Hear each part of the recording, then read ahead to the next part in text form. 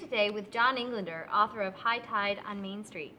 John, you just gave the keynote presentation at the 21st Annual EHS Management Forum, where you were addressing a group of NAEM members.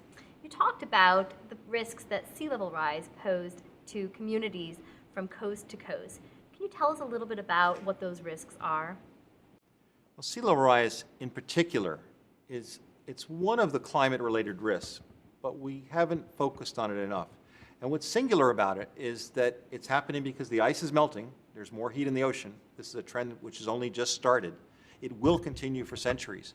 And it's slow, but it's inexorable. And as the sea level rises, it's going to move the shoreline inland. And that's going to have profound consequences beyond even the normal perception of environmental risk. About a year ago, Hurricane Sandy shut down New York City. Do you think that was a turning point? And if so, what changed, do you think, in our mindset, given that event? There's no doubt it was a turning point. Cities and companies are talking to me that really had kind of just ignored or even disputed the potential of coastal risk from storms, tides, and sea level rise before. But it's interesting because it was a pivotal event, I think because of the magnitude of it, and that you could put New York City underwater and have thousands, I think tens of thousands of cars that were ruined by saltwater damage, was something nobody ever thought. And what's happened is, whether it's New Jersey or Florida, or New York, any of the states, and even elsewhere in the world, people are saying, wait, if it can happen there, what can happen here? That's the first reason it's changed. But they're just starting to consider that sea level rise is the base, and then we had an extreme tide during Sandy, and then we had a big storm. And all three of those things stacked up. But what's beginning to strike people's awareness is that the storm recedes and you can rebuild. Sea level rise will just keep rising. So it's a much more complicated thing than we think firsthand. And it's thinking about coastal vulnerability, which was heightened by Sandy and became kind of a psychologic attention getter that's causing communities all over the place to think about this differently. You describe how this is not actually just an issue for coastal communities, but rather for inlanders as well. Why is that? For two different reasons. We tend to just assume that the shoreline is where there'd be the most risk from sea level rise, and there is from storm damage, but sea level rise gets beyond the sand dunes and the beach. In fact, it tends to first hit at the low-lying areas on the intercoastal waterway or the lowlands, which may be a mile, 2 miles, 3 miles, or 10 miles inland. So the first thing is low-lying land remotely near the beach is the most vulnerable. But then this is a global economy. Even if somebody's business is in Denver, Colorado, a mile above sea level, which would never be touched by the ocean, the global supply chain comes in through the port of Los Angeles or Miami, and the interruption to those ports during extreme tides and sea level and storm events makes everybody vulnerable. What are some of the other business risks that sea level rise may pose? Well, sea level rise by itself, which is this very slow but inexorable change to the sea height, which we take for granted because it hasn't changed in thousands of years. The most profound impact, of course, is that real estate is going to be destroyed permanently. It will not come back for at least 1,000 years. So decade by decade, we've got to readjust our thinking and adapt to that.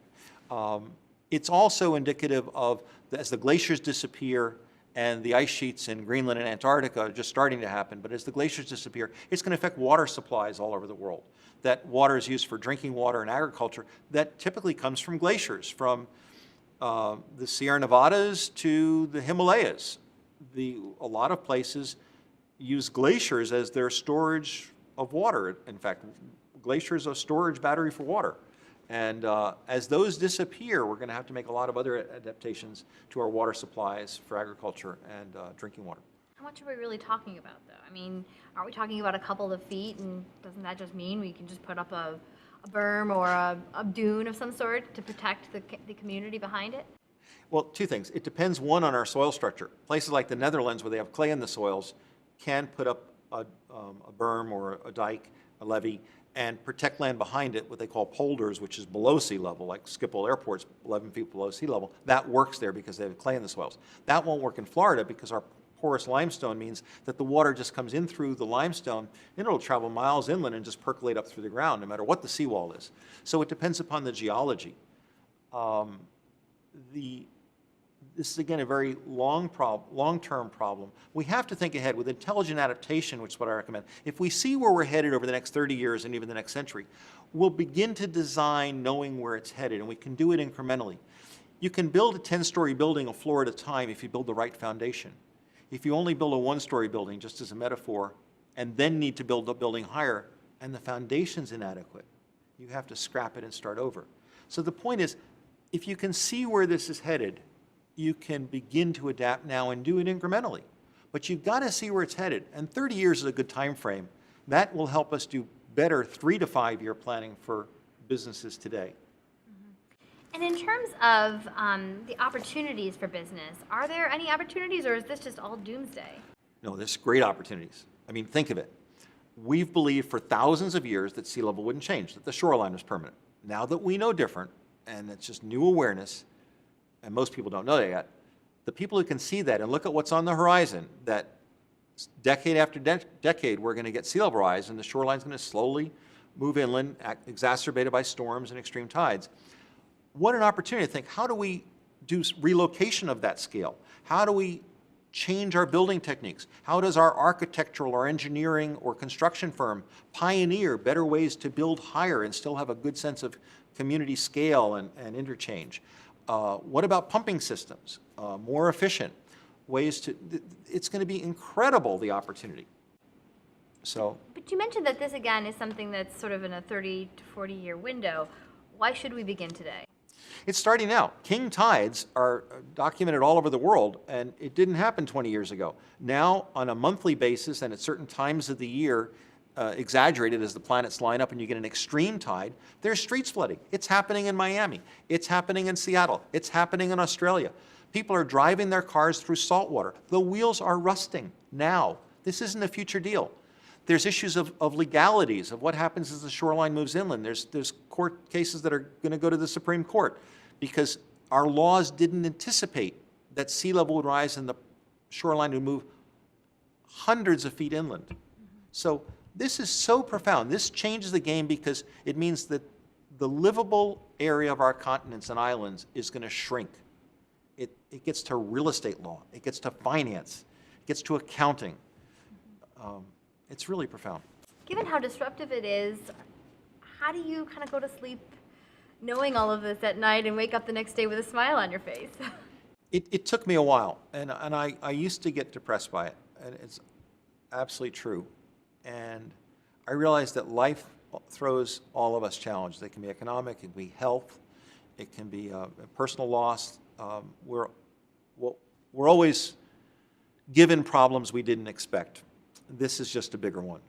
And we can either, throw in the towel and say it doesn't matter, but for our kids and grandkids, we can't do that. And the truth is, it's the glass half full, not half empty to me now, because I really believe, while this is daunting and depressing news to a few, it's a wonderful opportunity. Most crises we deal with, like the tsunami or tornadoes or even major hurricanes or earthquakes, we have no notice to speak of and we have to react.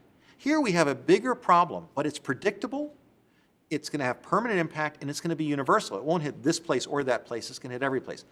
With that in mind, we can respond. We can build a new world. It can bring out the best in us. This could be the biggest challenge mankind has ever faced. So it's honestly the glass half full. It's the same situation. You can look at it and be depressed, but we don't have the time. We don't have the time to be depressed. We have to begin planning for our kids and the coming generation's future. And there's no time to waste. Now is the time to act. John Englander, thanks so much for being with us today. Thanks for the opportunity, Elizabeth. Appreciate it.